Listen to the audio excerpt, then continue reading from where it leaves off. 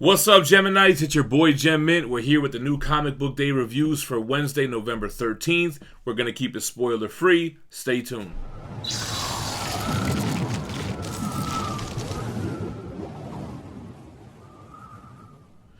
Alright, guys. First of all, I got to give a huge shout out to Marvel Comics. They hit us up with three of these issues, early release issues. They hit us up with the Fallen Angels, the Morbius, and the Punisher Soviet. So really appreciate that. Hope to continue to get some more exclusive stuff. And let's jump into the reviews. Being that I wanted to give Marvel the shout out, and the Marvel books are first, Fallen Angels #1, I'm just going to jump right out and say it. That was my pick of the week. Fallen Angels is probably my favorite Dawn of X title so far. Marauders 1 was really strong, but I really liked this Fallen Angels. You have Psylocke, not Betsy Braddock, the Psylocke who Betsy stole her body. But you have Psylocke, and you have her on Krakoa, of course. That's tying in with everything. And guys, this is a spoiler from last week, X-Force #1. If you haven't read X-Force #1, you're going to get spoiled. But, I mean, this is already next week. Death of Professor X at the end of X-Force #1. I know it's like the 17th time that he's been killed in comics, but it's pretty big for this new world. Now, you know, I didn't really think of it until now, but Krakoa has the power to, like, you know, recreate mutants. They have all their information stored on the cloud or whatever. But Death of Professor X, you have Psylocke here. She has to go to Magneto for guidance. He's kind of in charge. And you see her interact with Magneto, which has a sick panel of him on the throne. Then you have her talking with Mr. Sinister and Apocalypse. She's rolling with Young Cable and X-23. And it's a really fun book. I think the artwork is great. I like where it's going. I don't want to spoil it, but there are some new stakes for Psylocke here. And she gets visions of a new threat. The what is it? The Apoth? It reminds me of like a Ego, the Living Planet thing, but it's, I don't know, I could be way off.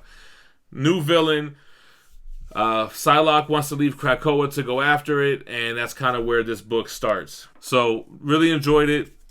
Fallen Angels, pick of the week. First book on the review. Next up, Punisher Soviet. So what can I say? Punisher by Garth Ennis on a Max title. Sign me right up. This is like the Marvel... This is the mature... kind of where DC Black Label got their idea from.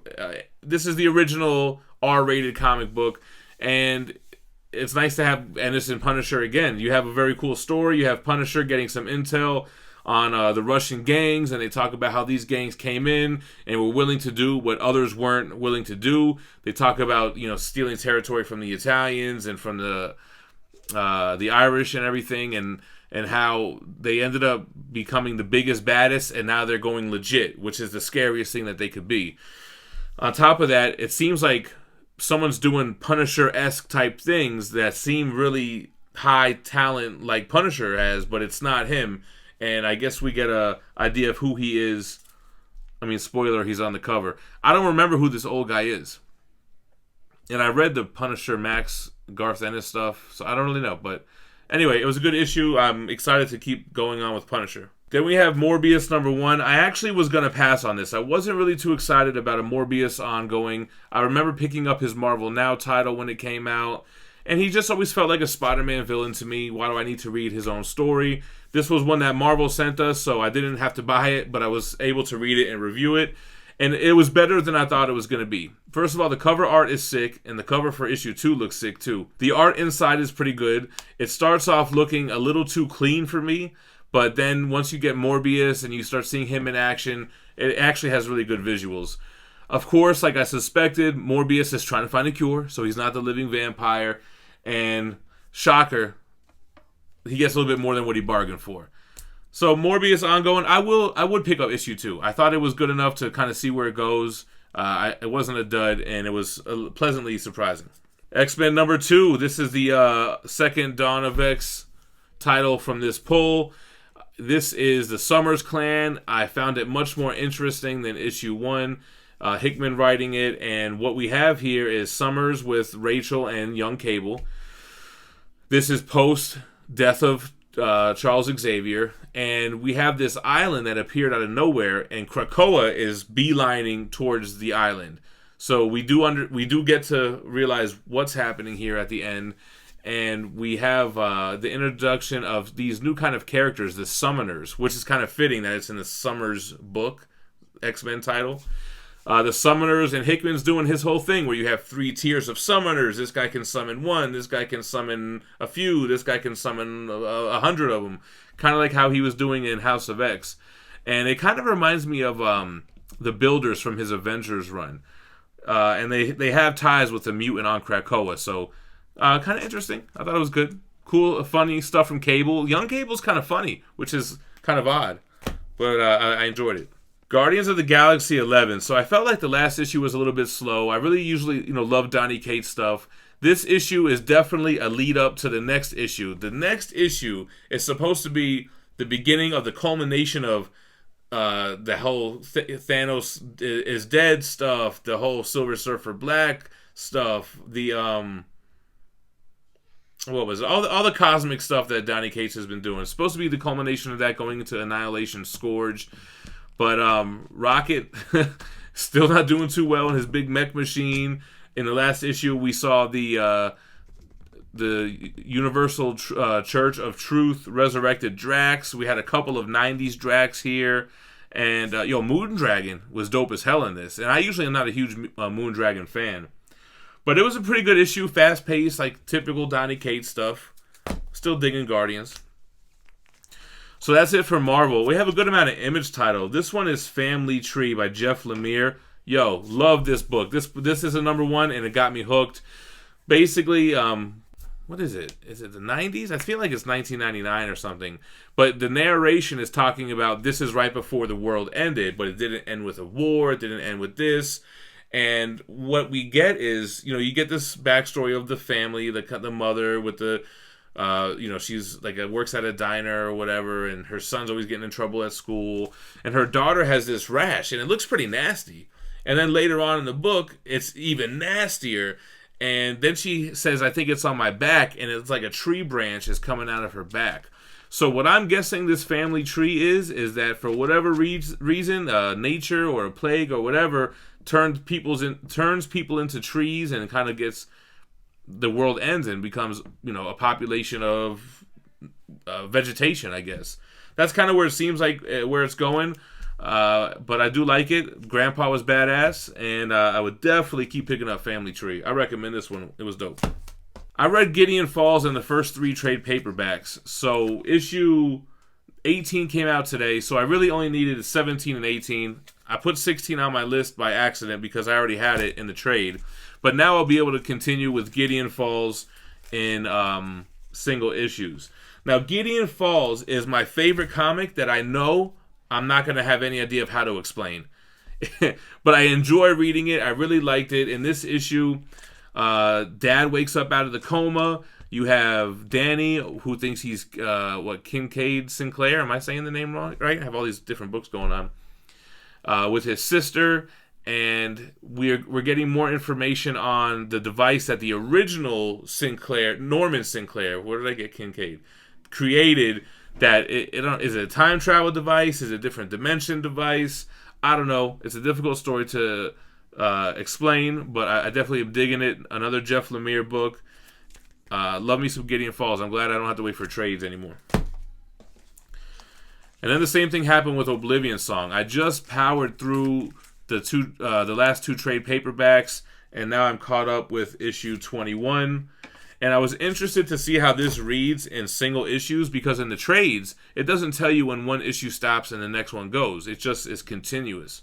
So it was kind of interesting to read it in singles to see how it plays out.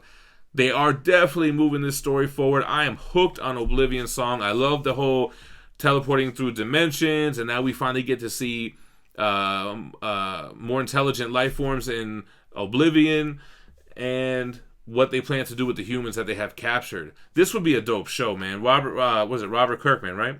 Yeah, this is another Robert Kirkman book. Digging Oblivion Song. Another one I'm glad I'm going to be able to keep up with single issues now. And then I only got a couple of DC books. Tales from the Dark Multiverse, Blackest Night. I really loved the Death of Superman one they did. This is like DC's version of What If. And I think that, the Death of Superman was my pick of the week last week. Wasn't really digging the Blackest Night one, man. It was really just like a Lobo type story. What if Sinestro didn't give the White Ring power up to Hal Jordan and kept it for himself and messed everything up? These are small little trade paperback kind of format one-shots. They're also, I think next is kind of the What If Infinite Crisis. Then they have the Teen Titans Judas Files one. And what's the other one? I forget the other one they're doing. There's like 5 total. But I wasn't really loving that one. From DC Black Label, another Joe Hill, The Dollhouse Family. #1. Yep, I'm in on this one. This was a good read. Kind of like a horror type of situation. They get this girl a dollhouse. It ends up being that she seemingly can shrink down and go inside it, and the people inside are alive. Her dad is an abusive husband that beats the wife, and he's kind of an asshole. Well, no, he is an asshole. And it's a good read. I really like this one. I liked it better than Basket of Heads. And it looks like my man Joe Hill's doing like 4 or 5 projects for DC Black Label. They putting that man to work. Dollhouse Family was dope. And I'd hate to end on a low note, but Batman's Grave #2, yeah, kind of slow, man. Nothing really happened here. The majority of it was a fight between Batman and whoever, Flamingo, the face eater guy from the first issue, and then just some banter kind of with Alfred and then with Commissioner Gordon. Nothing really much happened in this Batman Grave, so I didn't love it, but it was kind of fast-paced and it went by quick, so it didn't drag on. So that is it for the books that I read today. I did pick up No One Left to Fight issue 5, but we have not read issues 1 through 4 yet. We did, however, finish reading Space Bandits, the 5-issue miniseries, so we're going to need to do a review on that, me and Fee. All right, man, that's everything for today. I think what I'm going to start doing, I've actually been talking with some other YouTubers, and maybe do like a Friday live stream with different guests every Friday, talking spoilers on the new comic book day books or of this week's releases. So let me know what you think about that, man. I've been talking with comics with Bueller. I've been talking with the boy who has 7, who's actually here in El Paso as well.